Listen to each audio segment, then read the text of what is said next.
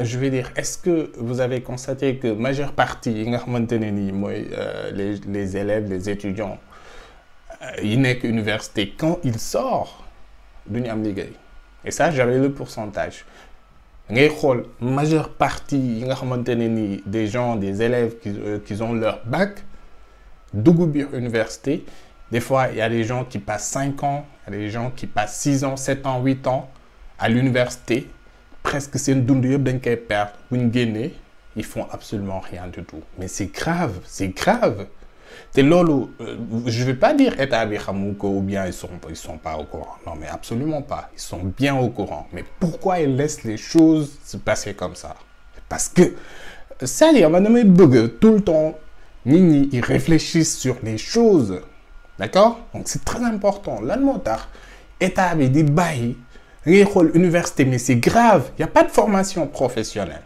Il n'y en a pas. Même vous faites que tu es en fac médecine, ils sont obligés de refaire des formations. Pour nous travail, ça c'est tout à fait un problème. Mais c'est grave. Moi, tout le temps, nous déloyons et ça c'est très important. Et nous avons ces vidéos. Nan la Mame Cheikh Ibrahima Fall Lambaboul Mouridine, je vais même pas dire dévier, mais essayer de trouver une solution par rapport à ça. Et c'est très important. Aujourd'hui, université UCAD, les proposés sont des formations génériques. J'ai été à l'université de Dakar. J'ai fait l'université. J'étais là-bas. Je sais ce qui se passe, évidemment, là-bas. D'accord? Donc, je sais de quoi je parle. La majeure partie étudiants IFANEX, ils font des formations génériques. Donc, quand tu sors, tu ne peux pas effectuer... mais pour m'appliquer, c'est tout à fait un problème, honnêtement. Ils sont obligés de repartir des formations professionnelles appliquées pour mener les. Et c'est extrêmement grave et dangereux pour un État. Évoluer, nous avons des lois qui le Mame Cheikh Ibrahima Fall Lambaboul Mouridine andi. Et ça, je vais tout le temps le dire. Parce que je sais. J'ai même pas duré à l'université. Parce que j'ai très tôt su comment se passait le système. J'ai fait, je pense, 2 ans à l'université. Et je suis sorti de l'université. Pas parce que non, j'ai toujours été brillant. Mais j'avais une vision claire des choses, que ce n'était pas la bonne solution. Que je ne devrais pas... Je ne suis pas en train de vous dire que non, vous voulez une université, non, vous voulez une diag. Non, absolument pas. C'est très bien d'avoir une culture générale des choses. C'est très bien que d'une université, mais comprendre le monde, comment ça se passe et tout. C'est très important. Mais ne vous focussez pas sur ça. C'est-à-dire, c'est une doulou. Vous voulez que dire que sur l'eau.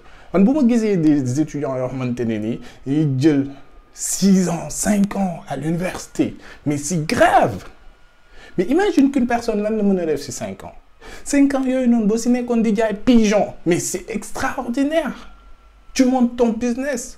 Tu montes, je sais pas, des petits réseaux sociaux et créer ce mini start-up.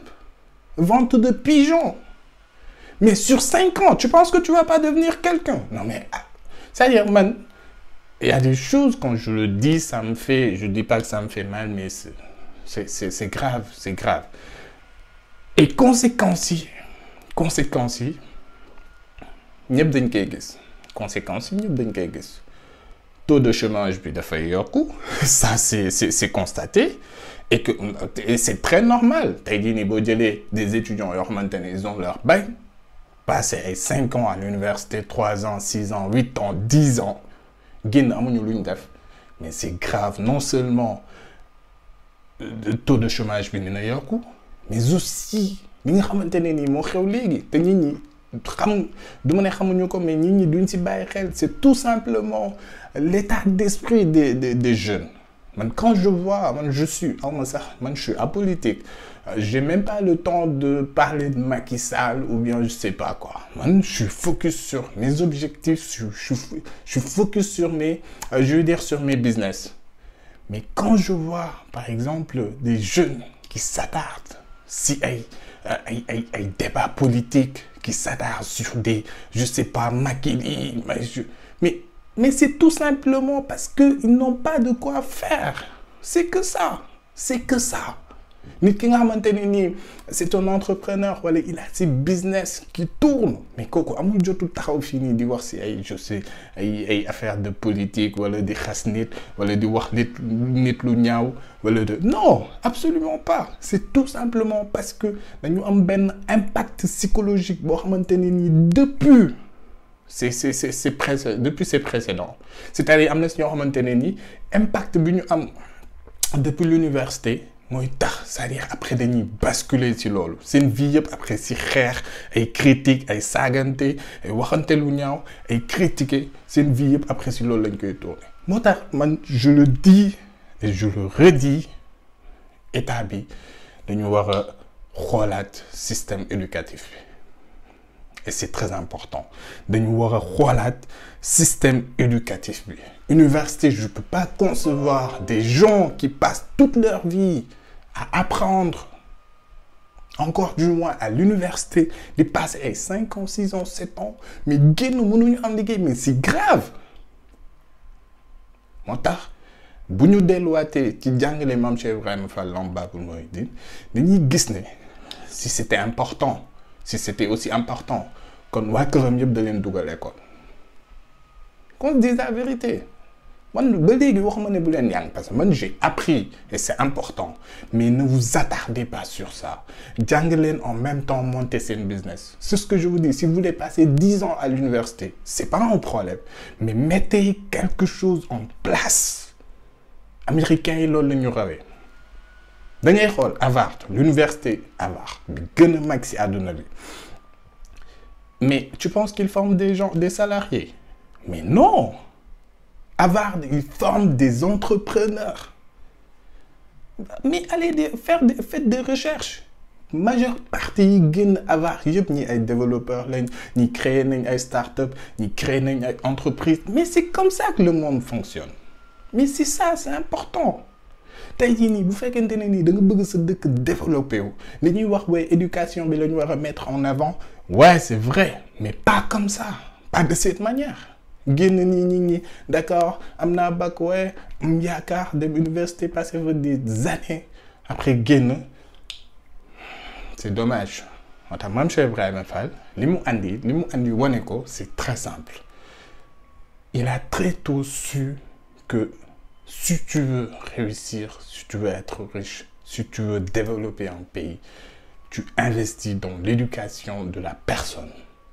Encore du moins dans l'éducation financière. Et ça, c'est très important. Nous enseignons aussi bien une vidéo, je vais dire éducation financière. On va revenir sur ça. Mais ce qu'il faut, c'est changer l'état d'esprit des jeunes. Et je le redis, il faut changer l'état d'esprit des jeunes. Qu'est-ce que vous faites que c'est le 1960 jusqu'à présent, on est en train de parler. Ni talibi des grèves, des wars, mais ça change absolument rien du tout. Ce qu'il faut changer, c'est la base, c'est l'éducation financière, morale des jeunes. Nga def si bop nit ki ne man kat amna 1000 francs, mais 1000 francs et dumoko. Tu vois, l'on n'est pas signé aussi une vidéo, mais c'est très important de penser comme ça. Dieu le jeune dès c'est une classe au 3e nga commencer len jangal li nga xamantene ni moy entrepreneuriat li nga xamantene ni moy investissement li nga xamantene ni moy l'éducation financière depuis bas âge, c'est-à-dire depuis le 3e ñu commencer di jang lool bu ñu démé ba am bac nga imposer len ku ci nek mu am ben projet business bo xamantene ni daf koy mettre en place tout en parallèle mu continuer ay études. Moi, ce que je propose, et c'est super bien, Mame Cheikh Ibrahima Fall, lol andi. C'est-à-dire, il a misé tout sur l'investissement parce que xam na ni loolu mooy jariñ dëkk loolu mooy jariñ nit et c'est très important c'est pas ay affaire de ñëw yore ce qui non c'est pas ça c'est de pouvoir mettre des choses en place des choses concrètes il a su acheter des terrains rawatina terrain yi mu aller au-delà de ça def lépp ay titres fonciers investir dans des terres créer ay business l'agriculture des cultures maraîchères mais c'est ça en fait donc jeunes yi dañu war a changer seen état d'esprit xamal leen ne kat d'accord jàng baax na mais américains yi loolu la ñu rawee c'est ça c'est très simple américain boo gis waxuma doo jàng mais tu vas avoir un business en parallèle et c'est très important donc ñun on est 50 ans en retard et c'est dommage man bu ma gisee nit ñi parce que man j'ai été à l'université ma gisee des gens qui font 6 ans 7 ans 8 ans à l'université 5 ans génn mënuñu am sax lu ñu jëndee café mais c'est désolant pour un pays bu mel ni Sénégal c'est dommage donc ce qu'il faut mooy delluwaat ci jàngale Maam Cheikh Ibrahima Fall la base mooy l'état d'esprit de la personne ñu changer ko waxuma kenn bu mu jàng il faut continuer les études c'est très important da nga war a jàng xam àdduna bi nu muy doxee mais aussi en parallèle il faut mettre des choses en place c'est très important donc loolu nañ ko xam ñu xam ne c'est comme ça que ça doit se passer déjà xale bi depuis troisième que instaurer ci xelam ne il doit créer quelque chose dans le futur tu vois ce que je veux dire bu demee ba terminal am bagam nga ne ko d'accord c'est bien c'est top maintenant ce que tu dois faire c'est très simple tu vas me proposer un projet de développement ou bien de business